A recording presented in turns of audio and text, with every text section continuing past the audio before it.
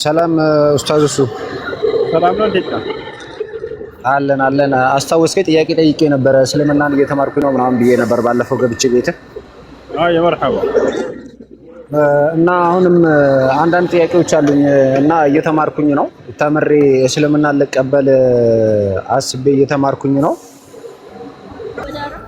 አራት ማሻአላህ። አንተስ? 15 አንተስ?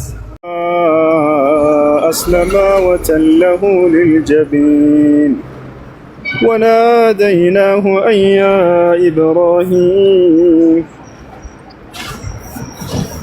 አልተገለጸም ይላል። የሰው ስጋ መብላት መጽሐፍ ቅዱስ ላይ ወላሂ ተገልጿል። እና ላሳየህ መማር ያለባቸው በደንብ ተገልጿል መጽሐፍ ላይ። ቆይ ላሳየህ ነው። ነው ላሳያችሁ።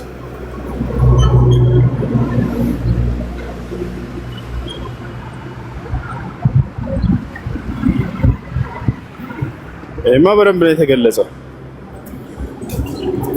ና ላሳየህ። ክርስቲያን ሰው አለ ብቻዬን እንዳላወራ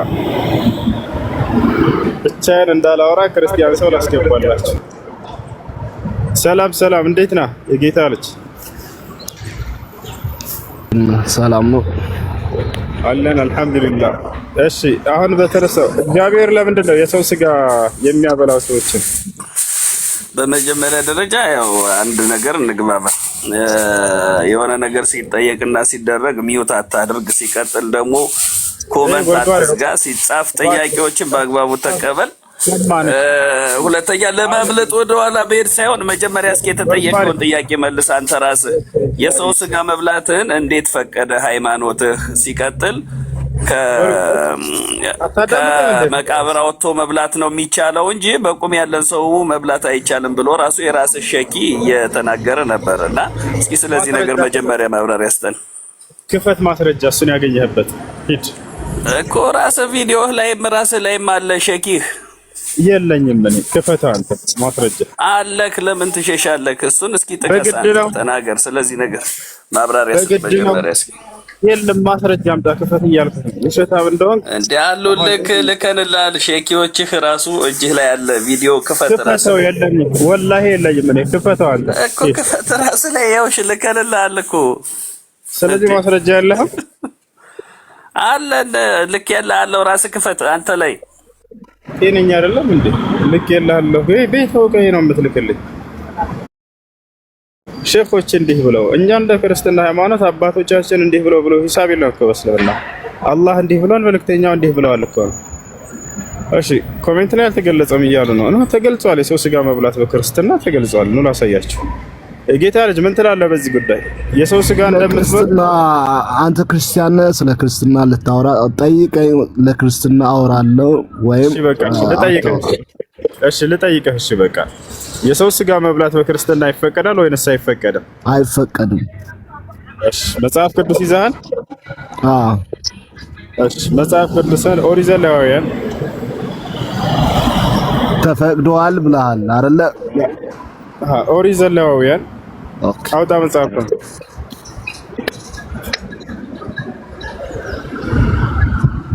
ለዚያውም እግዚአብሔር ነው የሚያስበላ የሰው ስጋ አስበላችኋል። ካልተፈቀደ እግዚአብሔር በደንብ አድርጎ የሰው ስጋ እንደሚያስበላ ዘሌዋውያን ምዕራፍ ስንት? ምዕራፍ 26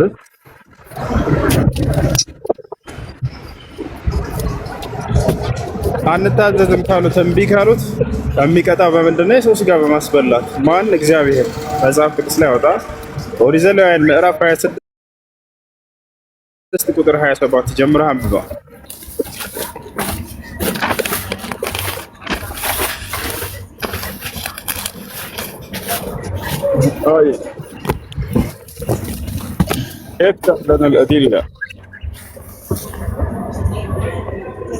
በትልቁ አድርገኝ፣ ሰዎችም ያንብቡ።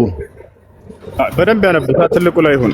እሱን ነው የምፈልገው። ጎበዝ እንደዚህ ክርስቲያን ሁኑ። በቃ ማስረጃ ሲመጣ በትልቁ ልሁንና ላንብብ የሚል ክርስቲያን ክፈተው አንተ።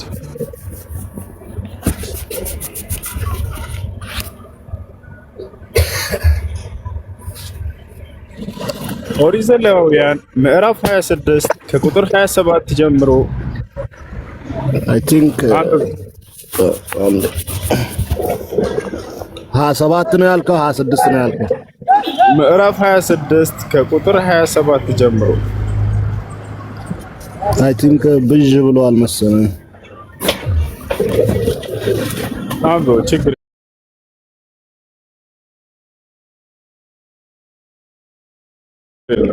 ኦኬ 26 ከቁጥር 27 ምን ይላል መሰለ? እስከዚያች ቀን ድረስ ብትሰሙኝ ባትሰሙኝ፣ እስከዚህም ድረስ ባትሰሙኝ ይላል። ቀጥል። ባትሰሙኝ በእምቢተኝነትም ብትሄዱብኝ በእምቢተኝነትም ብትሄዱ እኔ ደግሞ በቁጣ ሄድባችኋለሁ፣ ስለ ኃጢአታችሁም 7 እጥፍ እቀጣችኋለሁ። ቅጣቱ ምንድነው? የሰው ስጋ ማስበላት። ቀጥል። አሁን ቀጥል። እንደዛ የሚል አለ። አሁን ካነበብኩት እንደዛ የሚል አለ። አንብቤያለሁ። እንደዛ የሚል ቀጥሎ ነው ያውና ሊነግርህ ነው ቅጣቱ። የወንዶቻችሁንም ልጆች ስጋ ትበላላችሁ። ያ ሰላም። አንብበው አሁን ሂድ። የወንዶቻችሁንም ስጋ ትበላላችሁ፣ የሴቶቻችሁንም ስጋ ትበላላችሁ። አላሁ አክበር። የኮረብታውንም ስለዚህ እግዚአብሔር ሰማኝ አንዴ ካልሰሙት ሰው ከሚቀጣባቸው ቅጣት ላነብልህ ነው። አንብበው፣ አድምጠኝ። ቀድሞ አነበብከ እኮ ዘለቀ አለቀ። አዎ ያው ቅጣት እቀጣቸዋለሁ አለ። ቅጣቱ ምንድነው ብለን ስንጠብቅ ቅጣት 4 ነጥብ አይታይም፣ ዘግቶ አይታይም። 4 ነጥብ እኮ ቅጣቱ ምንድነው? 4 ነጥብ አይተዋል። ከ4 ነጥብ ወደዛ ያለው ሐሳብ ይህንን ቃላት ሊገልጽ ነው። እሺ አዳምጥ፣ ልመልስልህ። እኔ ነኝ እንጂ የምመልስልህ፣ አንተ ምን ትመልሳለህ? አዳምጥ እንጂ ጠየከኝ አይደለ? ልመልስልህ። መች ጠየቅኩ? አንተ እኮ ነው የጠየከኝ። እሺ ምንድነው የሚቀጣቸው ቅጣት? አዎ እንደዛ ብለህ ጠይቃ። ለምሳሌ እግዚአብሔር ይቀጣቸዋል፣ ቅጣቱን እሱ ያውቃል። አዩ ቅጣቱ ምንድነው? የወንዶች ልጆቻቸውንም ስጋ ትበላላችሁ ያለው ማን ነው? እነሱ ናቸው። እነሱ ትበላላችሁ፣ እኔ አስበላችኋለሁ አላለም። እኔ አስበላችኋለሁ አላለም። አዳምጥ፣ ረጋ በል በፈጣሪ ስም። እግዚአብሔር እኮ ነው ረጋ ብለህ ማዳመጥ። አንተ እኮ ነው ያለብህ ወንድሜ ሁሱ። አዳምጥ፣ እየተደማመጥን አንተ እኔ ቤት መጣህ አይደለ? አንተ ካወራህ በኋላ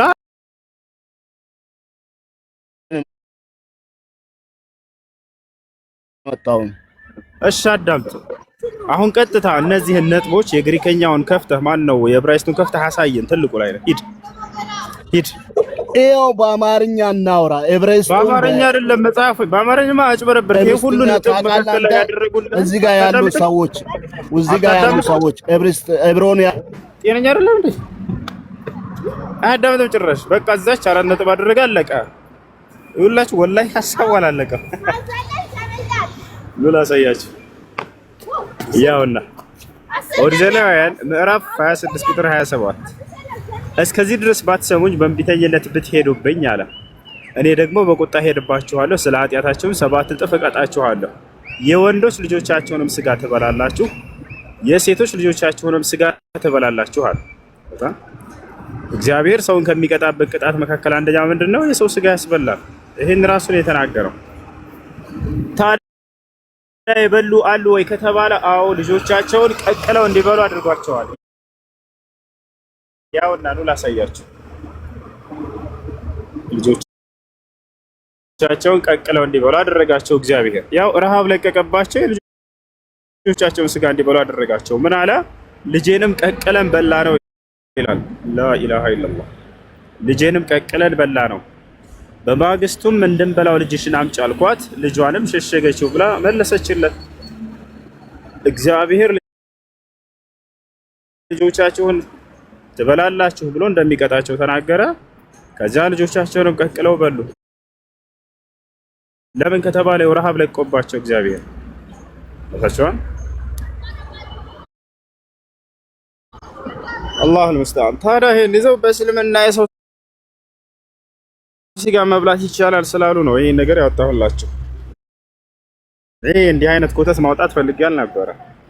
በእስልምና የሰው ስጋ ይበላል አሉ። ማስረጃ ስንላቸው ቪዲዮ አለን። የምን ቪዲዮ? ሃይማኖት የሚመሰረተው በአምላክ ቃል እና በነብይ ቃል ላይ ነው። ገብታችኋል? ለምን ዘለህ ታነባለህ? እና ግባና አንብበው ሙሉውን። ትልቁ ላይ ነው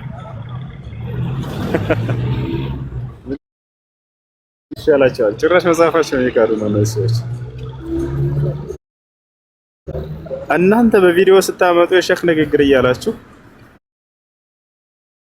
እኛ ከመጽሐፋችሁ እናመጣላችኋለን።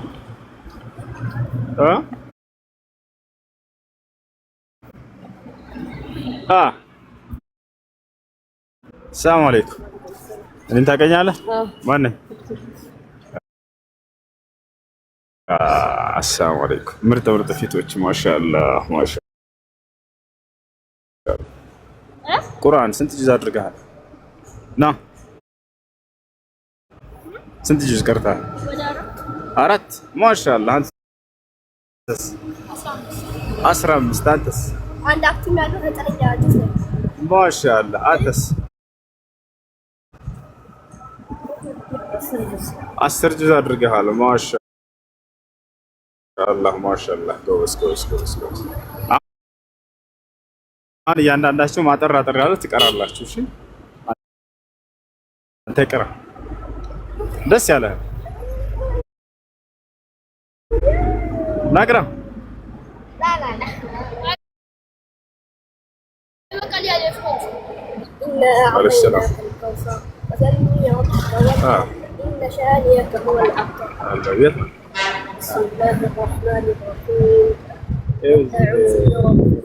ምኑ ጋር ነው? የትኛው ስጋት ነው?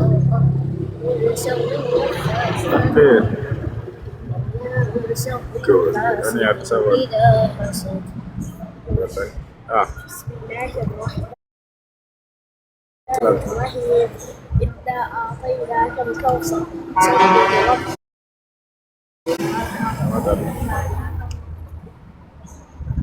ቀጣይ ሳምንት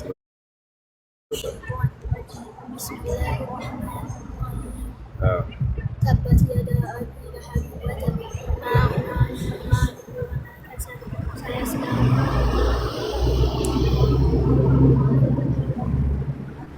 ማሻአላህ ማሻአላህ። ጎበዞች አላህ ይጨምርላችሁ። ስንተኛ ክፍል ነህ? ትምህርት አንተስ? 4 አንተስ? 4 አንድ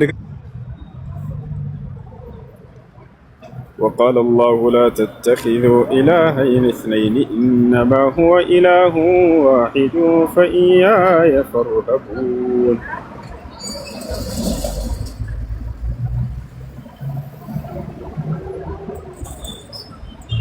أشي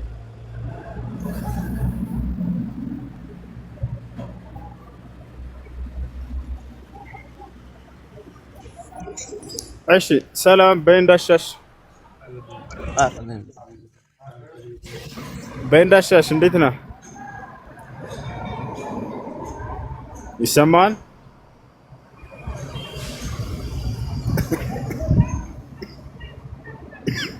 በእንዳሻሽ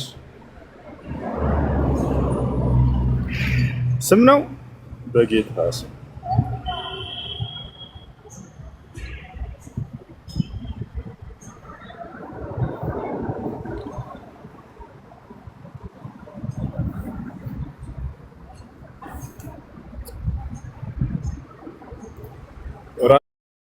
ራስህን ጠብቅ። ራሴን ብቻ እጄን በእግሬን እጠብቀዋለሁ ኢንሻአላህ በአላህ ፍቃድ።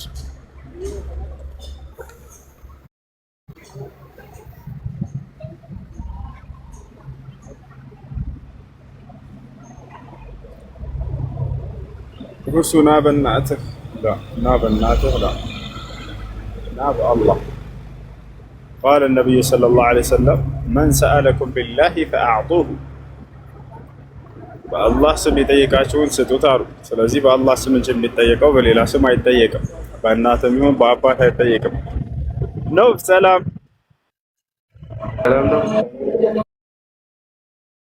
እንዴት ነህ? ደህና ነህ? አለሁ። ደህና ነህ? አለን። ጥያቄ አለ? አዎ አለኝ። አንድ ጥያቄ አለኝ ልጠይቅ ፈልጌ ነበር። እሺ ጥያቄ ምንድን ነው? ከነቢዩ መሐመድ በፊት እስልምና ነበር?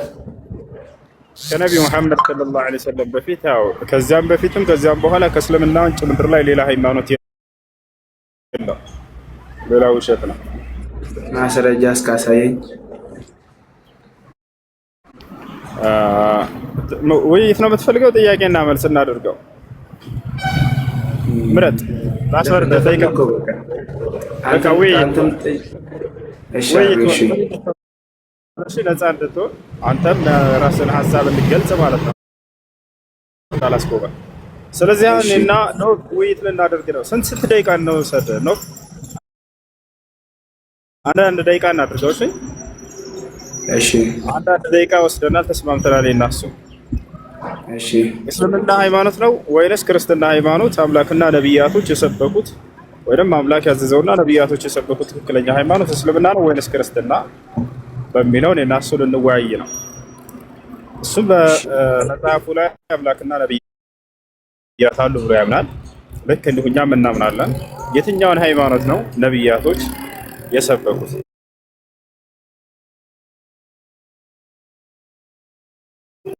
ጀምርሽ ነው። በአንድ ደቂቃ አለ። መጽሐፍ ቅዱስ ላይ እግዚአብሔርና ነብያቶች ክርስትና ሃይማኖትን የሰበኩበትን ማስረጃ እያነሳህ ተናገር። ያው ላይ ያዝልህ ደቂቃ አንተ ጀምር። ምክንያቱም ቆይ አንዴ ተረጋጋ። አሁን ተስማምተናል። ውይይት ልናደርገው ነው አልከኝ። ገብቶሃል አይደለ? ውይይት ከሆነ እኔ አንድ ደቂቃ አንተም አንድ ደቂቃ ያው ፍሬ አደረኩህ፣ ነፃ አደረኩህ። ስለዚህ አንተ በመጽሐፍ ላይ ተመርኩዘህ እግዚአብሔርና ነብያቶች ክርስትና ሃይማኖትን ያዘዙበትን እያነሳ አንድ ደቂቃ ወስዳ አስረዳ። እኔም ከዛ በደቂቃ ደግሞ ቀጥላለሁ። እንደዚህ አይሻልም? ሁላቸውም እንዲማሩበት ዘንድ ጀምር ነው። ከ9 ጀምረሃል፣ ሂድ እስከ 10 ድረስ ታቆማለህ። ጀምር። ለምንድን ነው አንተ ማትጀምረው? አንተ እኮ የኔ ታላቅ ነህ።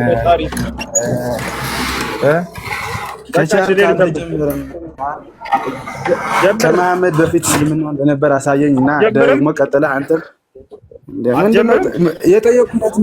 የጠየቁነት መልሰህ ጥያቄ ከሆነ አዳምጥሽ። ውይይት አይደለም። ስለዚህ መካከል ላይ ጣልቃ ምናምን መግባት አያስፈልግም። ሰምተህ ትወርዳለህ ማለት ነው።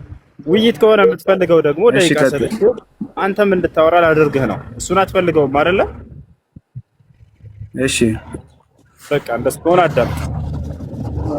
ከነቢዩ ሙሐመድ ሰለላሁ ዐለይሂ ወሰለም በፊት ከነበሩ ነቢያቶች መካከል ያዕቆብ የሚባል ነቢይ ነበር። ይህ ያዕቆብ የተባለ ነቢይ እስልምና ሰብኳል። ማስረጃ ቃለ ሱብሓነሁ ወተዓላ ሓኪየን ዐን ያዕቆብ ዐለይሂ ሰላም ወያዕቆብ ያ በኒየ ኢነላህ አስጠፋ ለኩም ዲነ ፈላ ተሙቱነ ኢላ ወአንቱም ሙስሊሙን። ያዕቆብ ምን አለ? ልጆቼ ሆይ እነሆ አምላክ አላህ አንድ ሃይማኖትን መርጦላቸዋል፣ አደራ ልጆቼ ሙስሊሞች ሆናችሁ እንጂ አትሙቱ አላቸው ይላል። ያው ያዕቆብ ከነቢዩ ሙሐመድ ሰለላሁ ዐለይሂ ወሰለም በፊት የነበረ ነቢይ እስልምናን ሃይማኖት ሰብኳል። ማስረጃ ያው አሁን ደግሞ ቀጥል። አንድ ደቂቃ አለ። እግዚአብሔርና ነብያቶች እስልምናን ማን ነው ክርስትናን የሰበኩበትን መጽሐፍ ቅዱስ ላይ አንሳና አውራ። ቀጥል ነው። ቢያንተ ተራ ጨረስኩት። እሺ እነ አብርሃም ያዕቆብ እና ኢየሱስ ክርስቶስ ከነቢ መሐመድ በፊት የነበሩ ያንተ ደቂቃ ነው። ኢየሱስ ክርስቶስ ፈጣሪ የሰበከበትን እግዚአብሔርና ነብያቶች ጀምር ብላ ጀመርኩኝ አይደለ? ቀጥል ደግሞ አሁን እግዚአብሔር አያውቀውም ክርስትናን አልሰበክም አላዘዘም እና ያዕቆብ እና ኢብራሂም ከነቢ መሐመድ በፊት የነበሩ በሺዎች በፊት የነበሩ በሺዎች ዓመት ክርስትናን ሰብከዋል። እነሱ ደግሞ የሰበኩት ክርስትናን ነበር። አዎ ክርስትናን ሰብከዋል። እነሱ ራሳቸው ክርስቲያን እንደነበሩ ማስረጃ መጽሐፍ በመሀል አትግባ። መጀመሪያ ወሬ እንጨርስና ከዛ ትጠይቀኛለህ እኮ። እንደ ማስረጃ ያነሳ ማስረጃ አንተ አሁን ለተናገርከው እነ ያዕቆብና እነ አብርሃም እነ ይስሐቅ ክርስትናን ሰብከዋል አልከው። ማስረጃ አምጣ መጽሐፍ ቅዱስ ላይ። ከሌላ መጽሐፍ አልጠይቀህም። በእጅህ ከያዝከው መጽሐፍ ነው እንዳትወጣ አደራህን። ክርስትና እንዳይዋረድ አደራህን ኖፍ እንዳትወጣ። ኖፍ ክርስትና ውሃ ሊበላው ነው ከወጣ። ኖብዬ፣ ኖቭነት፣ ኖቫለም፣ ኖቫክስ ማስረጃ ቀጥል። አሁን ደቂቃህ ገና ነው። 59 ሰከንድ አለ። 1 ሰከንድ የተጠቀምከው ማስረጃውን ዱቅ አድርጋት እስኪ።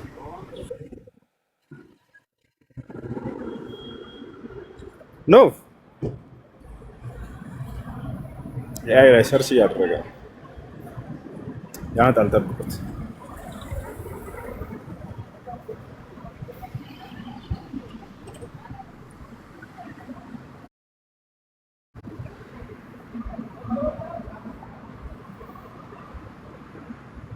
በቃ የጠየቁ በቃ አንተን አይደል ሁሉንም የምታውቀው እኔ ነኝ ሁሉንም አውቀው የምትለው በቃ የጠየቁን ብቻ መልስልኝ። የለም ማለት ነው ማስረጃ። ክርስትናን እንደ ያዕቆብ ተብከዋል ብለህ ነበር እኮ። ማስረጃው የት ነው ያለው? መጽሐፍ ቅዱስ ላይ።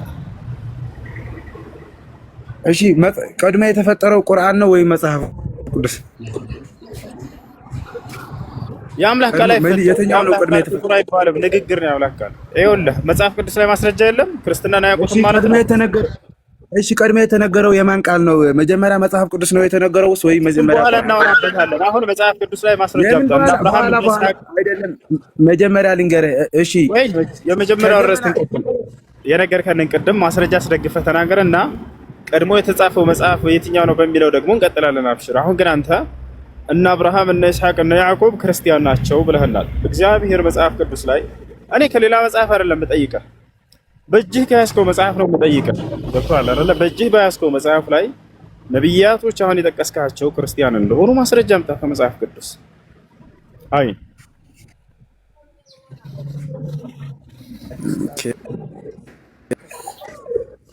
እሺ መጽሐፍ ቅዱስ ውስጥ ኢብራሂም ያዕቆብና ፖይንቱ እንኳን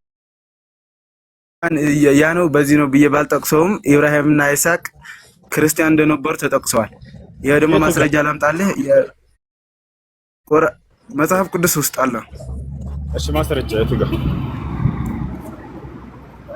እና ቁርአን ውስጥ ምን ይላል? ኢብራሂም እስላምም አልነበረም አይሁድም አልነበረም፣ እስላም ነበር እንጂ ይላል።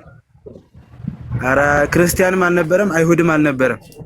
አሁን ቁርአን ላይ እኮ ስለዚህ መጽሐፍ ቅዱስ ላይ ክርስቲያን ለመሆናቸው ማስረጃ የለም ማለት ነው ነብያቶች? ኧረ አለ እኔ ባልጠቅሰውም አለ። ምክንያቱም መጽሐፍ ቅዱስ ውስጥ ኢብራሂም ክርስቲያን ነው የሚል ባይጠቀሱ ኖሮ ነብይ መሐመድ ክርስቲያንም አልነበረም። አምጣ መጽሐፍ ቅዱስ ላይ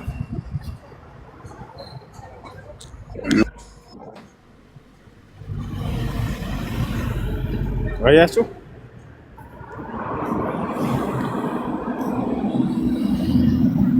ኦርቶዶክስ ነኝ አየሽ። እፎይ ከታች ያለ አስገባው እሱ ይማራ ሪከርድ አድርጎ ማታ ያመጣላችኋል። ሁሴን ዛሬ እንደዚህ ብሎ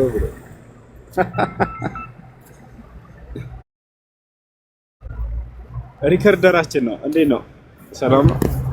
አንድ ሪከርደራችን ነው። እሱ ሪከርድ አድርጎ ማታ እና ሁሴን እንደዚህ ብሎ ይዘላችሁ ይመጣል። ያንተ ኮሜንት አሁን የጻፈው ክርስቲያኖች ገብቷል። እሱ ሪከርድ ውስጥ ማታ ጠብቀህ። እሺ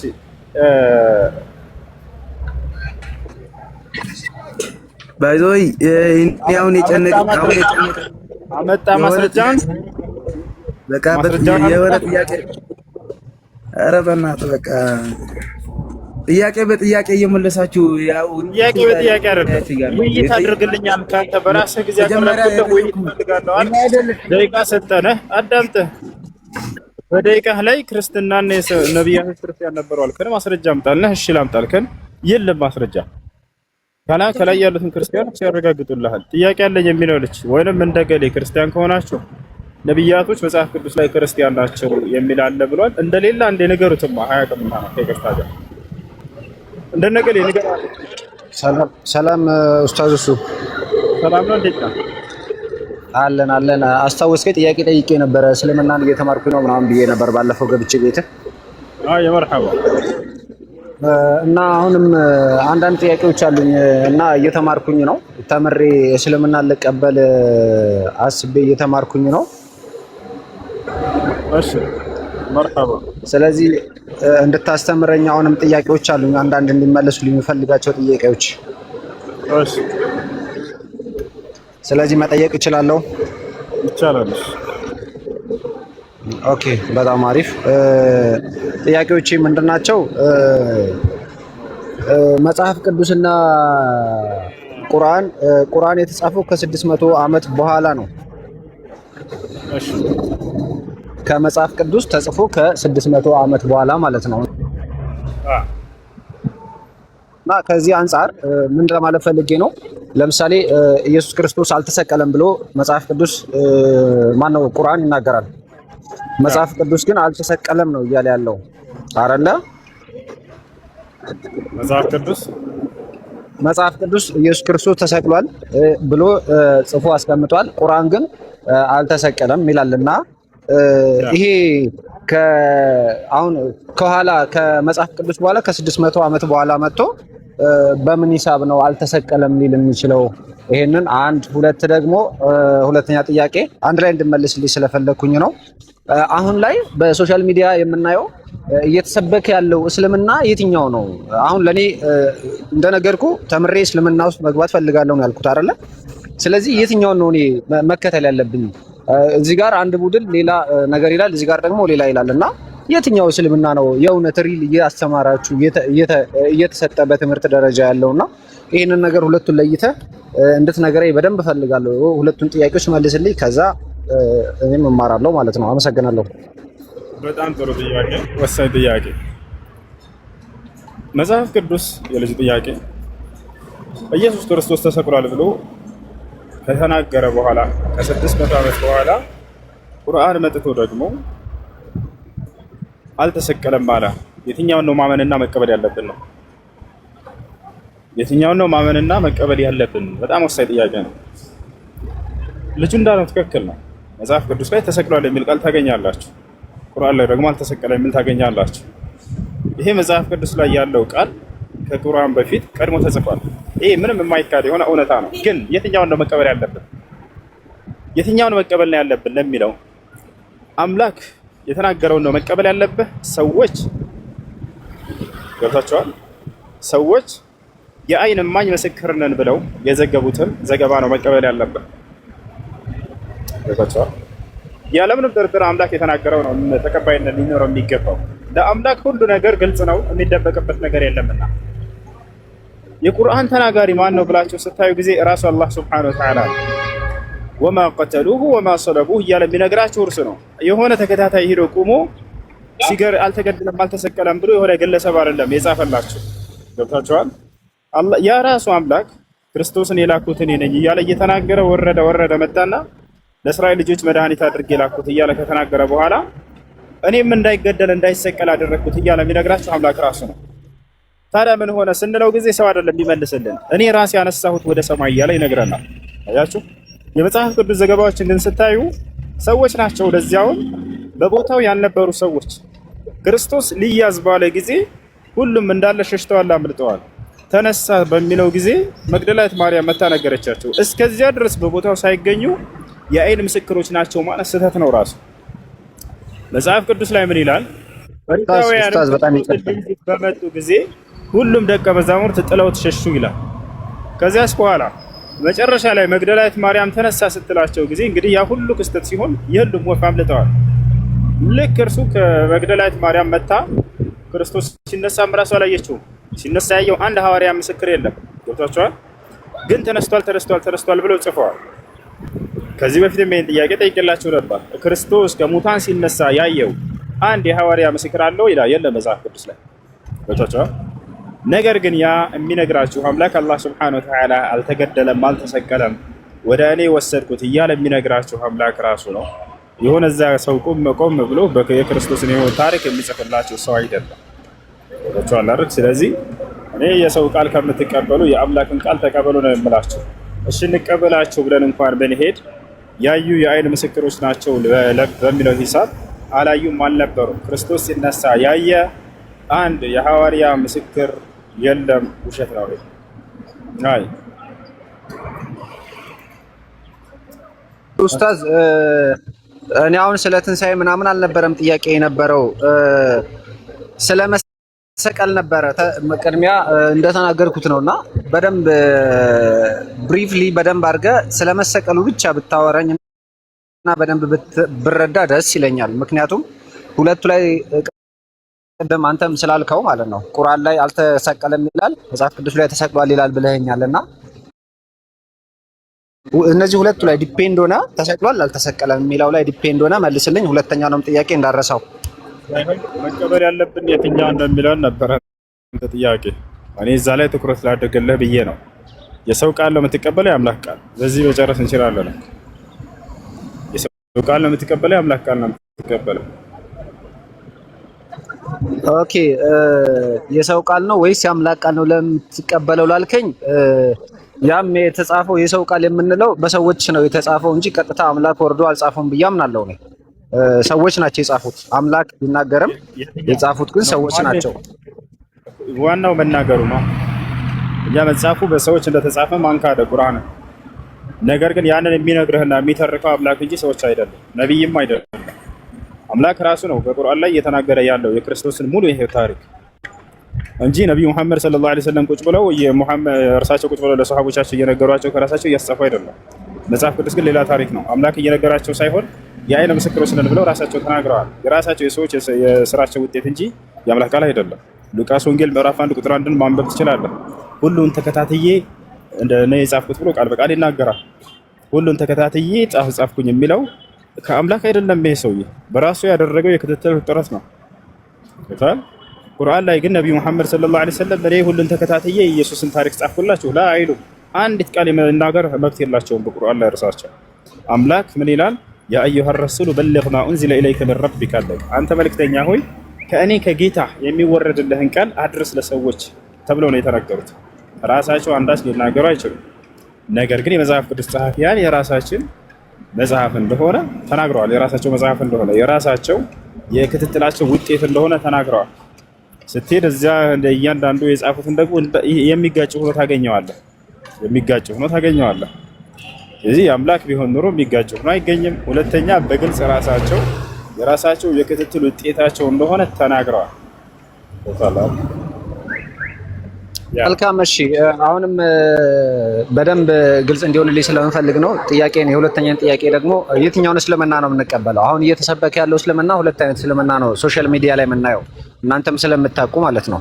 እሱን ነገር ብሪፍ አድርግልኝ እና ይሄን መልስልኝና ቀጥላለሁ ወንድም።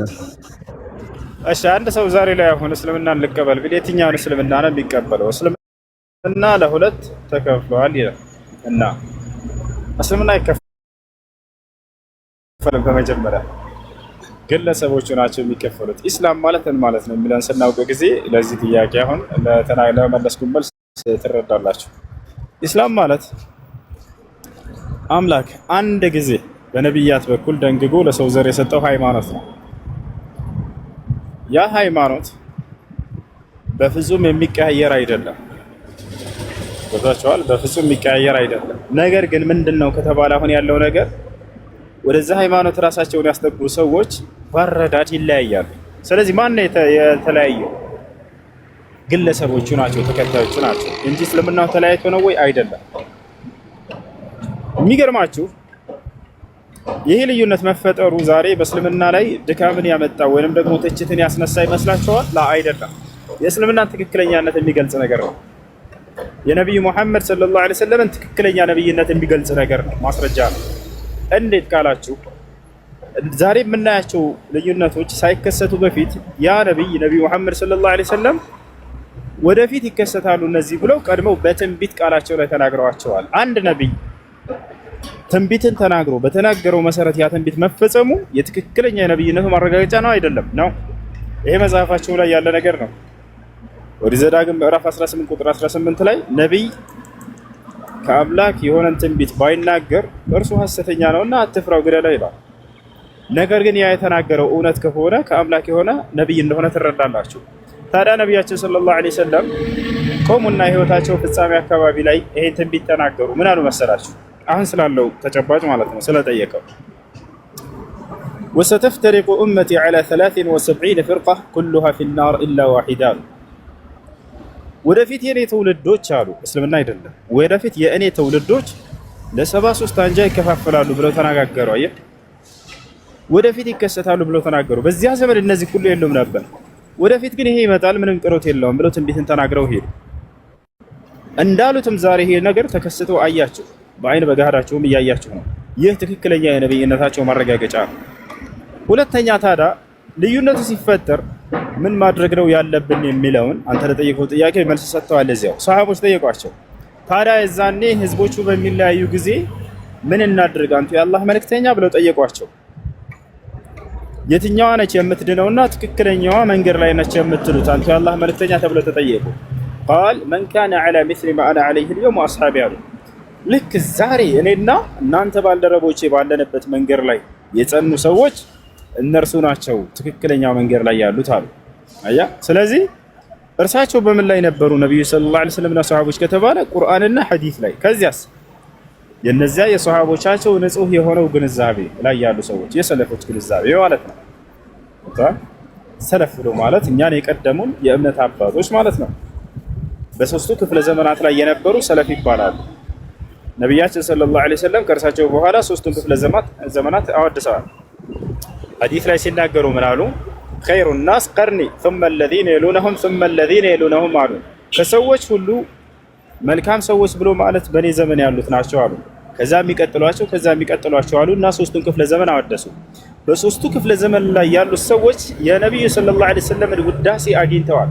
ያ ማለት ለቁርአንና ለሐዲስ የነበራቸው ግንዛቤ ንጹህ ግንዛቤ ነው። ከቢድዓና ከሽርክ ከኹራፋት የጸዳ በተውሂድ በሱና ላይና በኢትባዕ ላይ የጸና የሆነ ነው። ስለዚህ ያንን መንገድ የተከተሉ ሰዎች ያ ነው። እርሱም አሁን ላለው ታዲያ ምናልባት ቲክቶክ ላይ ያየኸው አህባሽ ወይም ደግሞ ወሃቢያ ተብሎ የሚጠራ ሊሆን ይችላል። አንደኛ ወሃቢያ የሚባል አንጃ የለም። አንድ ሙሐመድ ኢብኑ አብዱል ወሃብ የተባለ ሳዑዲ ላይ የነበረ ታላቅ ሼኽ ነበር።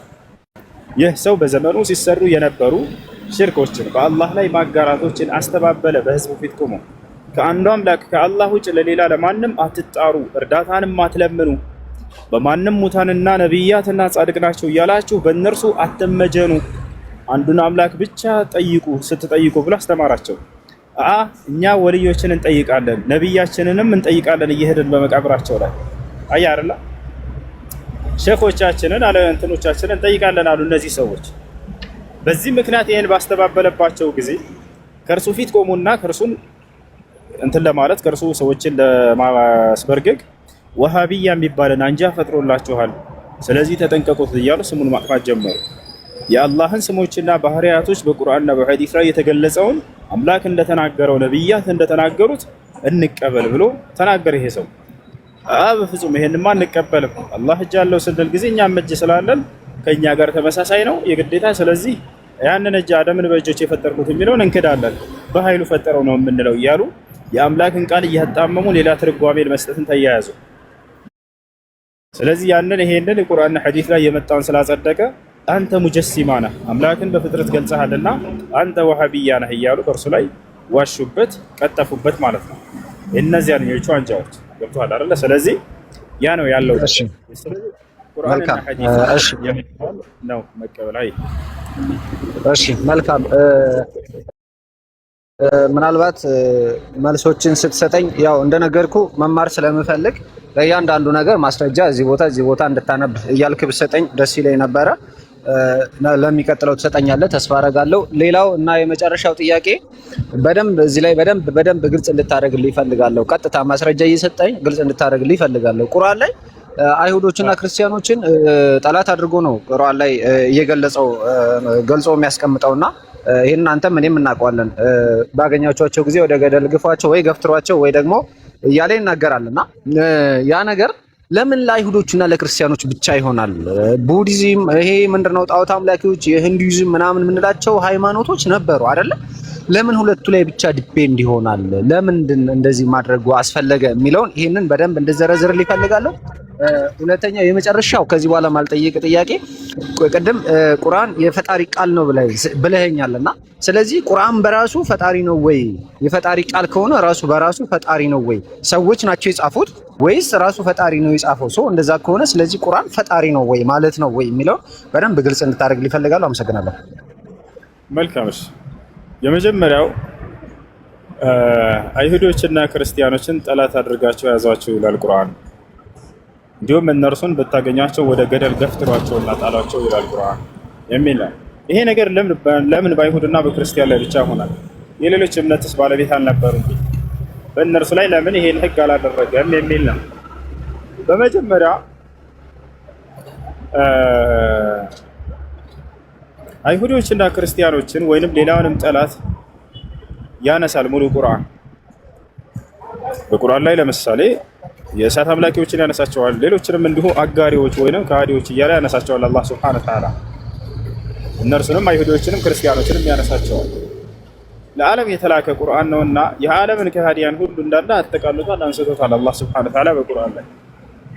ስለዚህ ያ ነው። ሁለተኛ ነገር ልታውቅ የሚገባው አይሁዶችና ክርስቲያኖች ወይንም ከሃዲያኖች ቁርአን ሙሉ በሙሉ በአንድ አይን አያያቸውም። ለሁለት ከፍሎ ነው የሚያያቸው። አንደኛ ተዋጊዎች።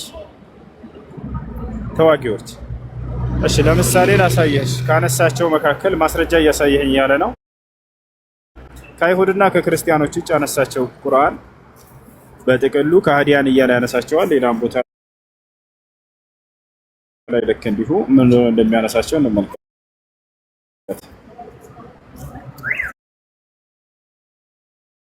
ለምሳሌ ሱረቱል በቀራ ላይ አላህ አይሁዶችና ክርስቲያኖችን ካነሳ በኋላ ሌሎችንም ሲያነሳቸው እንመልከት።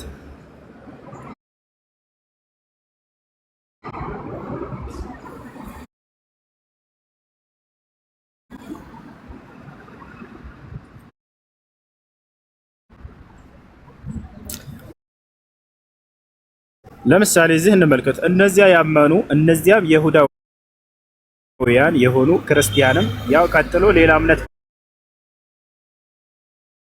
ባለቤቶችንም አነሳ፣ ሳቢያኖችም ይላል።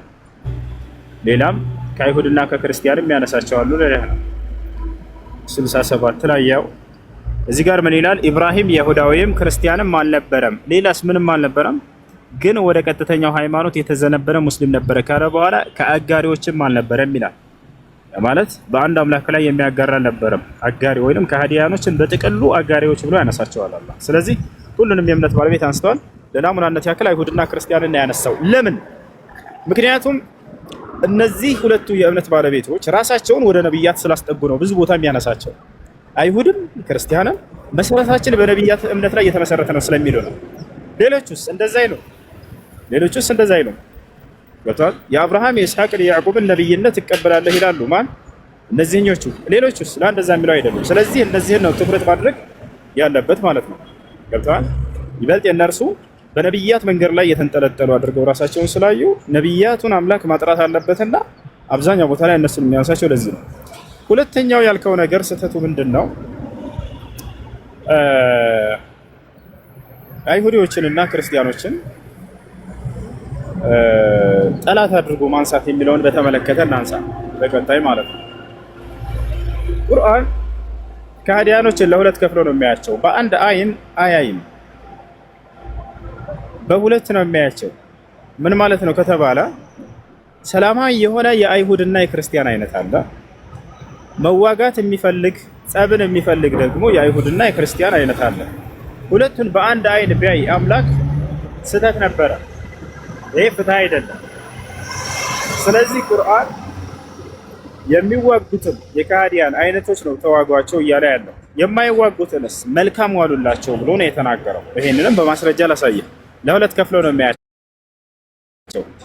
ይሄን ማወቅ አለባችሁ። ዝም ብሎ አይሁድና ክርስቲያን ሲል ቁርአን እንደው ጥላቻን እየዘራ ምናምን ይመስላችኋል አይደል? ላ አይደለም።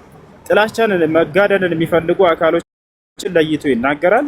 ልክ እንዲሁ ደግሞ ሰላም የሚፈልጉትን አይደለም መዋጋት፣ ሰላም መልካም ዋሉላቸው አስተካክሎ ወደ እነርሱ ብሎ ተናግሯልና እሱንም በማስረጃ ላሳያቸው ለሁለት ከፍሎ እንደሚያያቸው። ያውና ቁርአን ላይ ልክፈትልህ ቁርአን ላይ ልክፈትላችሁ። ሱረቱል ሙምተሒና ላይ አላህ ሱብሓነሁ ወተዓላ ሲናገር ምን ይላል? ያውና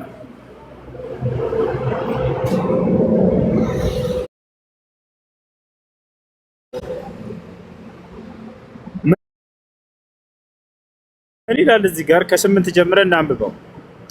ከእነዚያ በሃይማኖት ካልተጋደሏችሁ ከአገሮቻችሁም ካላወጧችሁ ከሃዲዎች መልካም ብትውሉላቸው ወደ እነርሱም ብታስተካክሉ አላህ አይከለክላችሁም ማለት አያ መልካም ብትውሉላቸው ወደ እነርሱም ብታስተካክሉ አለ። እሺ አያ ከሃዲዎች ብሎ ጠርቷቸው መልካም ዋሉላቸው እያለ ነው አላህ። ከእነዚያ በሃይማኖት ካልተጋደሏችሁ ከአገሮቻችሁም ካላወጧችሁ ከሃዲዎች መልካም ብትውሉላቸው ወደ እነርሱም ብታስተካክሉ፣ ያ ማለት በጎ ብትሰሩ ወደ እነርሱ አላህ አይከለክላችሁም። አላህ ትክክለኞችን ወይንም አስተካካዮችን በጎ ባዮችን ይወዳልና።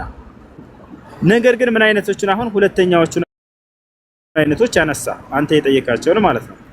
አላህ የሚከለክላችሁ አለ ከእነዚያ በሃይማኖት ከተጋደሏችሁ ከቤቶቻችሁም ካወጧችሁ እናንተንም በማውጣት ላይ ከረዱት ከሃዲዎች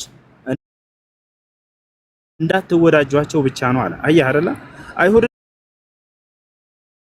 ክርስቲያንን አትወዳጁ የሚል አንቀጽ ባገኘ ቁጥር ምን አይነት ነው? መዋጋትና የሚመደቡት እንግዲህ በኢትዮጵያ ላይ ያለ ክርስቲያን በግብጽም ይሁን በየትኛውም ዓለም ያሉ ክርስቲያኖች ሰላምን የሚፈልግ ከሆነ በሰላም ቢኖር ከሆነ ይህንን ቁርአን ነው ያዘዘው። ነገር ግን መጋደል የሚፈልግና ጸብን የሚያጭር ከሆነ ነው። አገራችን ላይ እንደምናየው የኢትዮጵያ ክርስቲያኖች እኔ እስካየሁ ድረስ እስከዛሬ በባህላችን በመልካም የሚኖር ህዝብ ነው። ገብቶሃል? አንዱ ሌላውን እየረዳ አንዱ ሌላውን እያገዘ የሚኖር ነው። በዚህ አይነቱ ላይ ጦርን መክፈት አያዝም ኢስላም። በዚህ አይነቱ ህዝብ ላይ ጦርነትን የከፈተ ሙስሊም ካለ ተሳስቷል፣ መመለስ አለበት። በሰላም እስከ ኖሩ ድረስ በሰላም መኖር ነው ያለባቸው። ነገር ግን እጋደላለሁ ብሎ ሰላምን አልፈልግም ካለ የዛኔ ከራስ መከላከል ግድ ይላልና እነዚያ ነው ተጋደሏቸው ያለው። ስለዚህ እኔ የኢትዮጵያን ሙስሊም እንደ ክፉ አላየው። ያው በሰላም ነው የምኖረው። አሁን አዲስ አበባ ነው ያለሁት፣ በሰላም እንቀሳቀሳለሁ። ክርስቲያኖች ያውቁኛል፣ የሚያውቁኝ ብዙ ክርስቲያኖች ማግኝተውኛል። አለመግባባት ይኖራል በሃይማኖት አንዱ ሌላ የሌላውን ላይ